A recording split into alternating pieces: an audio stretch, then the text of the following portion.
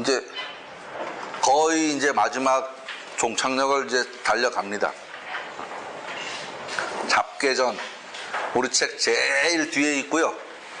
장수도 뭐 한 두세 페이지 되나? 그런 글입니다. 근데 이 잡괴전을 제가 공부할 때는요, 난 전혀 이해를 못했어요. 무슨 말인지도 모르겠고, 수업 시간에도 그냥 후루룩 하고 넘어갔던 생각이 들어요. 후루룩 하고 넘어갔어요. 무슨 또 왜 그런지에 대한 설명을 들었던 기억이 별로 없는데, 어쨌든 저도 이걸 또 좀 설명을 해야 되겠다 싶어서 이글저글 달다 보니까 또 이야기가 되게 지루해졌어요. 좀 지루하고 좀 많아졌는데, 어쨌든 지금 이 주역의 그 괴서라는 게, 순서라는 게 몇 가지가 있습니다. 그리고 또 따로 만들어도 돼요. 따로 만들어도 되는데, 선천의 그 순서가 있고요.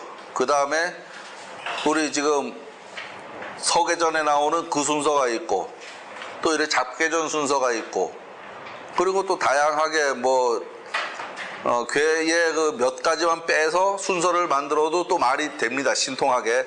그 예전에 진괴를 빼가지고서 쭉 이야기를 엮으니까 말이 아주 자연스럽게 되던 것처럼 그래 됩니다. 근데 이 잡괴전은 아무리 봐도 순서가 안 보여요. 순서가 안 보여. 순서가 안 보이고, 괴덕을 여기서 설명한다라고 하면 됩니다. 그러니까 이 괴가 어떠한 생각들을 품고 있어, 그걸 여기서 보면 되는데, 다른 책들을 읽어보면 섞여 있지만 규칙이 없는 건 아니다, 이런 식으로 설명을 합니다. 섞여는 있지만 규칙이 없는 건 아니다. 그래서 저도 아직 이 순서가 왜 이렇게 정해졌는지에 대한 이해는 아직은 못했습니다. 순서가 왜 이렇게 정해져야 되는지에 대한 그거는 아직은 못했고, 규칙은 우리가 서괴전의 규칙도 그러죠? 배합으로다가 넘어가고, 그 다음에 도전으로 갔나요? 뭐로 갔죠? 도전으로 갔나? 둔몽. 도전으로 갔죠. 예, 그런 식으로 넘어가는데, 이괴도 마찬가지로 그런 식으로 넘어는 갑니다. 첫머리에, 건곤이 나오죠. 예, 그렇게 나오고, 그 다음부터도 계속 괴 두 개씩이 짝을 이루면서 넘어갑니다. 짝을 이루면서. 근데 그 짝이라는 거는, 이 도전 관계라는 거는 뭐냐 하면요, 뒤집어 세워놓으면 똑같다는 얘기입니다. 뒤집어 세워놓으면. 그러니까 뒤집어 세워놓으면 똑같은 거는, 이거 뒤집어 세워놓으면 똑같고요. 그 다음에 많죠. 이것도 뒤집어 세워놓으면 똑같고. 이걸 부도전계라 그러거든요. 부도전계. 뒤집어도 똑같다. 부도전. 그러니까 넘어가지 않았다는 말인데, 이런 경우에는 배합으로 갑니다. 배합으로다가. 배합. 우리 저기 두 내외를 배합이라 그러잖아요. 짝이라 그러잖아요.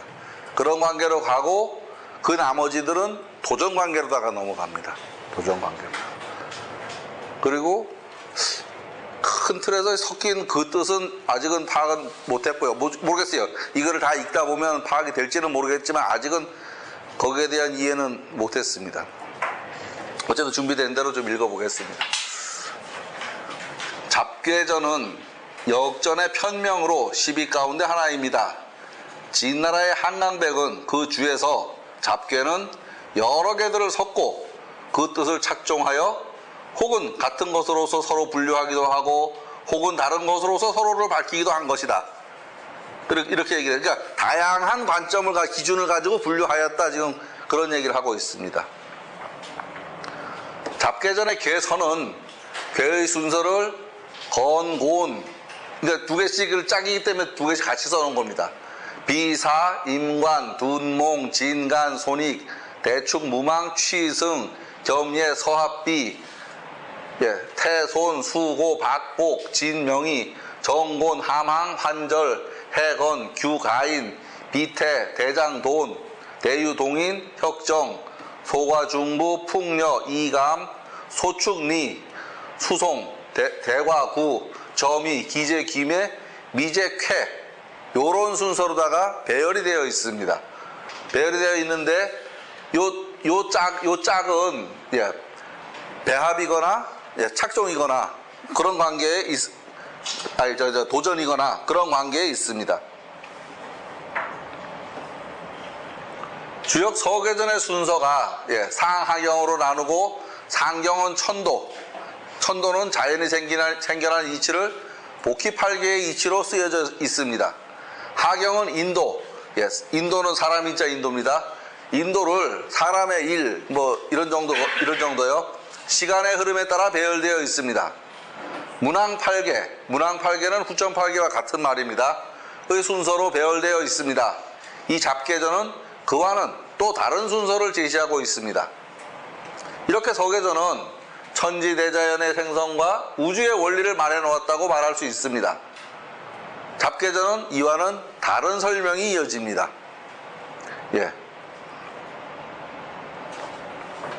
아까 했던 그 얘기입니다. 아직 이해를 다 한 것 같지는 않습니다. 다만 설계전에서는 팔계를 다양한 사물, 다양한 경우에 대입해서 설명을 하고 있습니다. 예를 들면 거는 하늘이다, 아버지다, 머리다, 고는 어머니다, 땅이다, 이런 정도의 이야기입니다. 서계전에서는 하늘이 열리고 땅이 생겼다 하는 공간의 탄생과 시간의 흐름을 이야기하고 있습니다. 이 잡계전에서는 그 각각의 상황을 미시적으로 파악한 게 아닌가 하는 생각을 하면서 읽었습니다. 다만 이런저런 자료를 살펴보지만 속 시원하게 파악을 아직 못했습니다. 그래서 책을 좀 다른 책에 있는 글을 끌어다가 말씀을 드려야죠. 주자왈, 잡계전은 반대의 뜻이 있다. 잡계 반대지의라. 이러한 것을 반복적으로 보이니 곧 그 길흉화복과 동정강유가 대체로 서로 상반된다. 두 가지의 대가 되는 것들끼리 묶여져 있다 그 말입니다. 지금 여기서 길과 흉은 상반되는 거죠. 화와 복도 상반되는 거고 같은 얘기에 음양의 다른 표현입니다. 전부 음양의 다른 표현. 길흉화복, 동정강유, 음양의 전부 다른 표현입니다. 그러한 식으로 짝이 이루어져 있다. 이렇게 설명을 하고 있습니다. 잡계전은 음양, 강유, 인의, 기룡, 화복 등 주역계 사이에 상대적인 뜻을 드러내기 위해서 배열해 놓았다. 이거는 읽어보니까 합당해요. 그런 말이 맞습니다. 서계전과 잡계전은 성인께서 어찌 이 속내를 보아왔는가? 도리에 기묘함이 없다. 설명 역시 이러하니 잡계전 가운데 역시 정미한 곳을 얻어 설명함이 있다. 이 얘기는 무슨 소리냐 하면 잡계전에는 괴의 뜻을 필요하는 정미함이 있다 라는 이야기를 이제 이렇게 이야기가 된 겁니다. 남원장씨라는 사람이 이제 또 주석을 붙여놨습니다. 서계전은 역의도가 항상함을 말하였고 잡계전은 역의도가 변함을 말하는 것이다. 서계전은 이렇게 시간의 흐름에 관한 것들이죠. 항상 늘 그러한 것들을 시간의 흐름, 사계절이 둘러가는 그러한 것들. 그런데 잡계전은 음양, 강유, 화복, 기룡, 화복 이런 식으로다가 늘 변화하는 도를 여기에서는 더 강조했다. 거기서도 그런 게 없는 건 아니지만 여기서는 더 강조했다. 그렇게 이제 말을 하고 있습니다. 잡계전은 역의도가 변화함을 말한다. 이것은 옛날에 이러한 말이 있다. 달리 역의 개섞임을 알지 못하는 것이니 이에 말하기를 그 계획이 반대로 붙었으니 각각 그 분류대로 말하는 것이며, 그러니까 기룡이든 화복이 됐든 동정이 됐든 강유가 됐든 그 종류대로 묶어놓았다 이 말입니다. 그 섞임이 막 섞인 것은 아니다. 대충 그냥 짤짤이시도 섞어놓은 건 아니다 이제 그 말이죠. 그 가운데 막 섞이지 않았으며 그렇게 섞여야 되는 이치가 존재하는 것이다. 이렇게 이제 남원장씨라는 사람은 말을 해놨습니다. 서계전과 잡계전을 비교하여 설명하고 있습니다. 서계전은 주역의 이치가 시간과 공간의 이치에 합당함을 말하는 것이고 잡계전은 그 안에서 때와 장소에 따라 항상 변화하고 있음을 말하고 있습니다. 주역이 모든 것은 변한다 라는 그 변한다라는 이치만은 변하지 않는다, 그런 게 있습니다. 그래서 그걸 불역이라 그러죠. 불역, 변역, 불역. 임천오 씨라는 사람이 말하였습니다. 서계전은 상경이 30개이고 하경이 34개인데 이것을 착종하여 보면, 이 반대의 관지, 이걸 한참 생각을 했어요. 결국 착종이란 얘기예요. 엎어놓고 뒤집어 놓고 본다는 얘기거든요. 반대로 본다는 얘기. 착종하여 보면, 우리 착종계라는 게 엎어놓고 뒤집어 보고 보는 거니까. 보면 곧 상경이 18개의 괴가 되고 하경이 18개가 된다. 선생님이 말씀하실 때 주역수학은 그게 답이다, 이런 식으로 얘기하신 적이 있죠. 그 얘기입니다. 이 편은 그 반대되는 짝으로 인하여 그 선후의 차례가 정해지지 않았다. 그래서 말하기를 섞여있다 하고, 그 뜻은 곧 64개를 밝힌 것이며 효에 주장하는 바이다. 그 효 하나하나가 어떤 뜻이 있다는 얘기를 하고 있다, 이렇게 지금 이야기하고 있습니다. 임천오 씨의 말은 이제 저거를 다시 이제 제가 편하게 말하는 겁니다. 임천오 씨의 말은 서계전의 상하경이 비대칭으로 보이지만 정확히 대칭이 되더라, 그 말을 하고 있습니다. 서계전의 괴상의 숫자를 살펴보면 상경은 30개고 하경은 34개인데 이 개들을 도전관계로 짝을 지어서 두 개를 하나로 본다면 모두 상경엔 18개가 있고 하경도 18개로 상하경은 똑같다, 대등하다, 그렇게 지금 말하고 있습니다. 그렇지만 이 잡계는 그렇게 상하경의 차례로 정해진 것이 아니라 섞여 있다는 이야기입니다. 그런데 그렇다고 아무렇게나 섞인 것은 아니다 라고 말하고 있습니다. 각 궤의 주효의 뜻을 드러낸 것이다 라고 말을 하고 있습니다. 주효의 뜻을. 이 주효도 저걸 정리를 하다 보니까 파악이 안 되는 데가 있어요. 정리를 좀 해봐. 이 사람 저 사람 주요표를 끌어다가 한참 뒤다본 적이 있는데 어떤 경우는 명쾌한데 어떤 경우는 명쾌하지 않은 데가 있어. 그거는 좀 의문의 여지가 있습니다. 어떤 경우는 2개가 있는 경우도 있는 것 같이 보이고.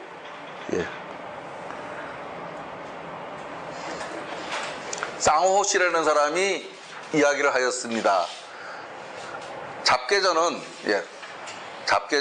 저 오타네요. 건괴로부터 곤괴에 이르기까지 상경 30개가 실제로 섞여 있을 뿐만 아니라 하경 12개가 그 가운데에 있다. 그러니까 지금 이 얘기 뭐냐 하면 잡계전하고 서계전하고의 관계를 지금 이야기하는 겁니다. 서계전하고 관계요.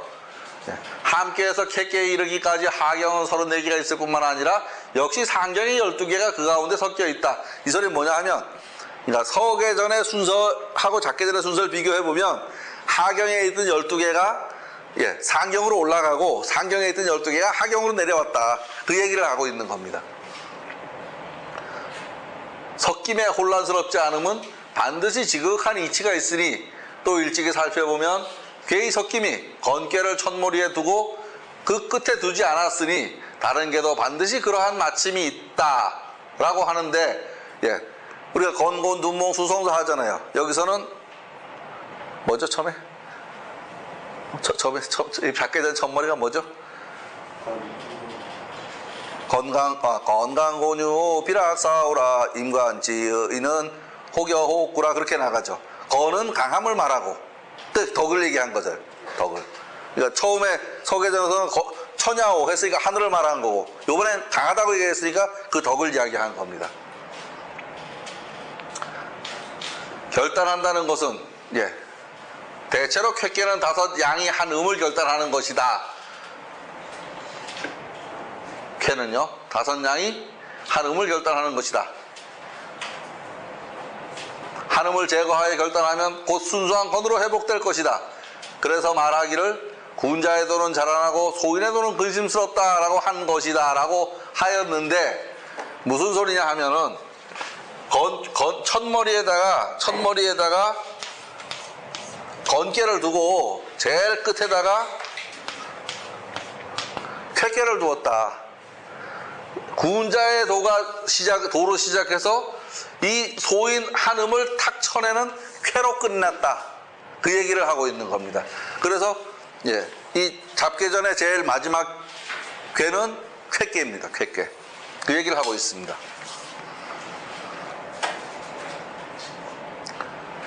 장자가 말하였다. 주역은 도모함이 큰 것을 말한 것이 아니겠는가라고 하였다라고 이제 했습니다.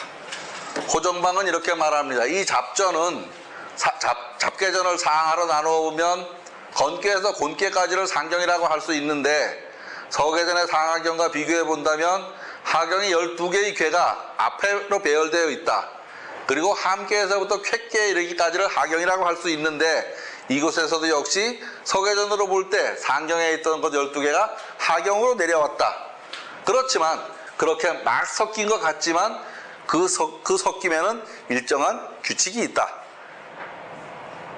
그렇게 이제 앞에 한 말을 꼭꼭 눌러서 번역을 하느라고 한 거고요. 그렇게 해놓고 말을 해보니까 이상해서 다시 한번 써놓은 겁니다. 다시 한번. 네. 큰 틀에서 보면 건은 머리, 수장, 아버지를 상징하는데 이것을 끝에 두지 않고 앞에 둔 것이라든지 쾌계를 제일 마지막에 둔 것을 보면 알 수 있다. 쾌계는 결단한다는 의미가 있는데 택천쾌는 상효가 음효이고 이 음효는 소인배를 상징하는데 군자를 상징하는 아래의 5 양효가 밀고 올라가서 마지막 남은 소인 하나를 결단내는 것이다. 이러한 것으로 볼 때 이 주역은 소인의 입장에서 기술된 것이 아니고 군자의 입장에서 기술된 것이 아니겠는가. 그 뜻이 참 크기도 하다라고 말하고 있습니다. 결국은 주역은 지도자의 학문이다. 이제 군자 소인 관계는 그렇죠. 소인은 그러니까 이 군자 소인을요 일률적으로 생각하면은 안 됩니다. 그러니까 소인은 나쁜 놈, 군자는 좋은 놈 이렇게 해석을 해버리면 그럼 결국은 양은 좋은 거, 음은 나쁜 거 하면 나중에 여자는 다 악이야, 악의 소굴이야 이게 돼버려요. 그렇게 가버리면 안 되는 겁니다. 그렇게 가버리면 안 되고 경우에 따라서 다양하게 여기서 군자 소인은 뭐 군자는 지도자, 소인은 많은 그 민 그렇게 생각해도 되죠. 경우에 따라서 생각이 많이 달라져야 됩니다. 그리고 이제 군자도 어떤 때는 지도자, 뭐 어떤 때는 뭐 글을 배운 학문이 있는 사람, 또 어떤 때는 덕이 있는 사람. 그러니까 경우에 따라서 그 해석은 다양하게 달라져야 됩니다. 같은 그러니까 군자가 보면은 그러니까 여기 이제 주역 있다 보면 뭐 상이 이하야, 군자 이하야, 후가 이하야, 뭐 이런 거 있거든요. 결국 그 사람들이 전부 군자의 부류에 속한다, 지도자다 이렇게 생각을 하시면 될 것 같습니다. 이 글자를 저 계속 서자라고 읽었는데 무슨 일이 있어서 사전을 찾아보니까 여자더라고요. 서자라고 서시라고 읽었어 계속. 근데 사전을 찾아보니까 여자예요. 식제 여시가 말하였다. 잡계전 한편은 이에 서계전의 변통이다. 잡계전은 서계전이 어떻게 변한 것이다. 지금 그런 관점에서 이야기하고 있습니다. 서계전의 건곤계로부터 30개, 하만계로부터 34개가 잡계전에서 역시 서계전처럼 반대가 되니, 그러니까 도전으로다가 배열되니 잡계전 역시 많은 경우 반대의 뜻이다. 이것은 서계전과 잡계전이 같은 것이다. 서계전은 건곤이 대과 감리로 상편을 삼고, 건곤둔목에서 중간에 생략한 겁니다. 상편을 삼고 중부 소가가 하편에 있으니 그러므로 이 두 편은 도전과 배합으로 각각 18개를 이루고 잡계전은 다만 건곤으로서 상편을 하고 나머지로 하편을 하였다. 또 대곽계로부터 반대로 반복되지 않으니 이것은 다른 것이다. 그러니까 그 규칙이 가다가 다른 규칙으로 갔다. 어쨌든 저게 밑에서부터 저 나머지는 나는 모르겠다 왜 이러는지 이런 식으로 끝맺은 경우도 있습니다. 아까 그 식재여씨라는 사람이 누군가 궁금해서 찾아봤어요. 그러니까 이 말한 사람들이 언제 누군지 알면은 그때 당시에 이 배경을 알 수 있거든요. 이 여기서라는 사람인데 유명하진 않은가 봐요. 국내 사전에 넣고 중국 백도백관가 거가 뒤지니까 나오더라고요. 여기서는 송나라 때 시인입니다. 호는 식재, 덕광 사람입니다. 강서성 사람인데 저서에서는 식재집이 있지만 전하지는 않습니다. 서계전과 잡계전의 관계를 계속 이야기하고 있습니다. 서계전이 상경이 30이고 하경이 34인데 이것을 도전교의 관계로 살펴보면 각각 18개가 됩니다. 또한 각 궤의 배열이 그 성질이 반대되는 것, 도전과 배합으로 이루어져 있듯이 잡계전도 그렇게 반대의 뜻으로 이루어져 있습니다. 그런데 대과부터는 그런 규칙이 맞지 않는다라고 지금 이야기를 한 겁니다. 근데 왜 그런지는 사람들이 아직 모른다. 왜 그렇게 됐는지는.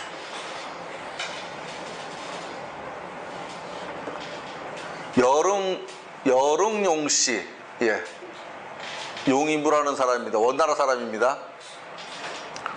이 사람이 이제 자기가 춘추전을 살펴보니, 예, 요건 팔짱길 한자인데요. 요건 내 생각에는 이런 정도의 뜻으로 생각하시면 됩니다. 팔짱길 한자인데 내 생각에는, 예, 춘추전을 보고 내가 생각해 보니 그런 정도 의미로 생각하시면 됩니다. 해석을 한 것을 보면 둔께는 굳고 비께는 들어가고 곤께는 편안하며 진께는 죽이는 뜻이 있다. 이 한 글자로서 괴의 뜻을 판단하면 왕왕 점서의 책이 그렇게 되어 있으니 잡계전은 이런 류의 것이다. 공자님께서 경에서 보완한 것인지 공자님께서 경에 보완을 한 것이지 창작은 아니다. 예. 근데 이 사람들이 생각하는 이 점서, 지금 이렇게 얘기한 거는요, 점 자체를 자기네도 아주 저 밑에다 놓고 보고 있는 거거든요. 근데 제 생각에는 이 점이 저 밑에 있는 거라는 생각이 안 듭니다. 뭐 여기 깃발 꽂아놓은 사람들은 어떻게 하는지 모르겠는데, 점이라는 건 결국은 미래 예측이거든요. 미래 예측인데 이걸 읽으면서, 예, 저 춘추전을 가서 저 부분을 찾아봤어요. 점친 용례를 찾아봤어요. 찾아보니까 뭐 합당하게 얘기를 해요. 짤짤이 해서 이거 나오면 이거 하고 저거 나오면 저거 하고 이게 아니고 합당하게 얘기합니다. 그런 거 보면 이 점이 미래 예측에 대한 분석 도구다 이런 생각이지, 이게 뭐 귀신이 와서 뭐 어쩌고 했네, 뭐 아무리 읽어봐도 귀신 얘기는 안 나오잖아요. 그죠? 그러니까 그냥 멀리서 본 사람들이 주역을 하면 귀신이 보인다는데 이런 소리를 하지만 글을 읽으면서 귀신 얘기는 한 군데도 안 나와요. 그러니까 신자가 나오는 때가 있는데 그때는 참 신기하구나 이런 표현이에요. 그 귀신 신자 나올 적에는 그 글자가 참 신묘하구나 이런 표현이지 귀신이 어땠다 이 표현이 아닙니다. 어쨌든 귀신 못 봤어요. 근데 여기서도 지금, 예, 왕왕 점서의 책이에요. 그러니까 전복서 다 유지라. 그러고 보면 이 사람도 이 점에 대해서는 좀 이렇게, 예, 그런 사람 같아요. 용인부는 원나라 기란 여릉 사람인데 자는 관복이고 호는 인주입니다. 평생 경학과 사학 연구에 전념했습니다. 천거를 받아 강절 유학부 제거, 뭐 뭔지 모르겠는데 강절 유학부 제거를 했는데 유학부 제거구나. 예, 부제거. 이거 부는 정부의 그 부자거든요. 되었지만 나가지 않았다. 문장이 기일유래했다. 전대학자들이 개발하지 못한 부분을 많이 거론했다. 저서에는 주역 집전이 있다. 예, 이 내용은 주역 중국 인명대사전에서 발췌해가지고 온 얘기입니다.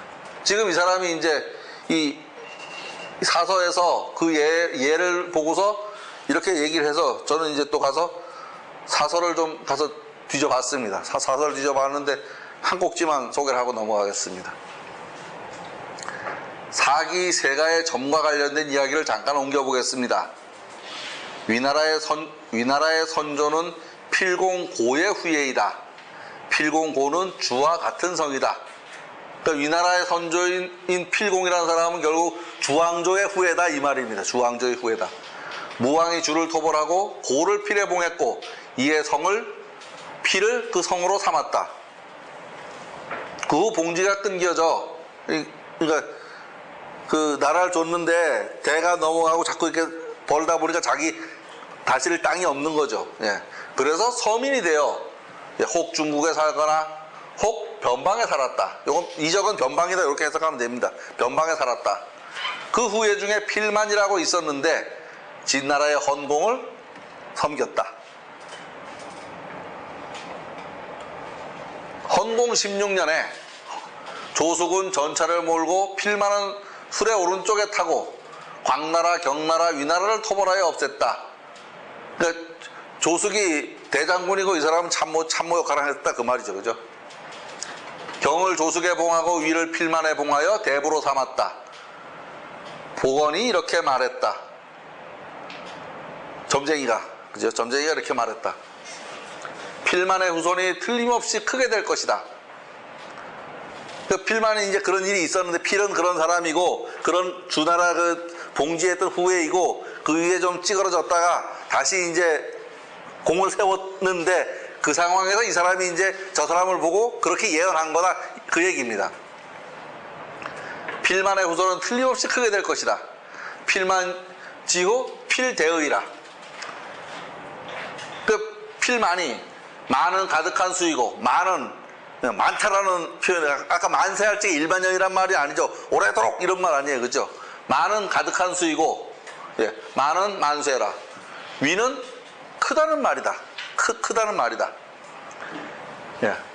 이를 첫 상으로 받았으니, 위나라를 상으로 받았으니, 하늘이 열어준 것이다. 천계지의라. 하늘에도 오심이 있었다. 뭐 그런 정도요. 천자는 조민이라 하고, 제후는 만민이라고 한다. 지금 이렇게 큰 수의 이름에다가 가득 찬 수까지 따랐으니 반드시 많은 사람을 얻을 것이다. 그러니까 글자풀이를 해서 이제 축원을 했다라고 생각을 해도 되겠죠. 그죠? 당신 이렇게 아주 잘 될 거야 라고 하면 정말 잘 될 수 있거든요. 그렇게 생각을 하셔도 될 겁니다. 처음에 필만이 점을 쳐보고 진나라를 섬겼는데 둔께가 빗개로 변하는 괴를 얻었다. 예, 둔지 빗개를 얻었다. 둔지 빗개. 신료가 풀이하기를 좋다. 둔께는 단단하고 빗개는 들어간다. 기라기가 이보다 더 큰 것이 어디 있겠는가? 반드시 번창할 것이다. 요 글은 사서에서 제가 요 부분을 빼다가 지금 번역을 한 건데 번역은 틀렸을 수도 있어요.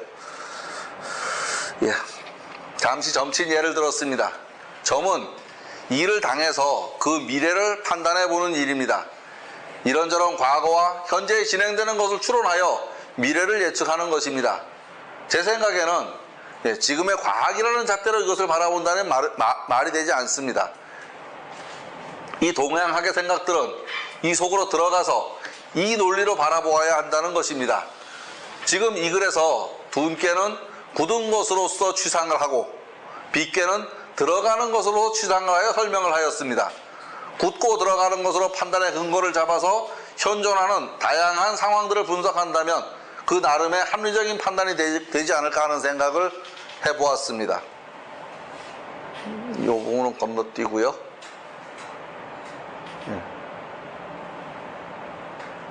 여기까지가 잡계전 개론이라고 생각해도 되겠습니다. 주역 전체가 그렇지만 오랫동안 음미하면 아주 단맛이 나옵니다. 남비에 라면 끓이듯 하면 아무것도 안 나오고, 냄비에 라면을 끓이는데 그 라면에 들어가는 스프는 이미 많이 끓인 겁니다. 그러니까 수르륵 끓여도 먹는데 사고를 갖다가 수르륵 끓여갖고 못 먹죠. 그렇듯이 이 주역은 우리가 생각을 해볼 수 있는 1차적인 사료다. 그러니까 읽고 또 읽고 읽고 또 읽고 하다 보면 진국이 나오지 않겠는가 하는 생각을 해봤습니다. 시간은 조금 이른데 한 달나 끝났으니까 커피를 한잔 하시고 가겠습니다.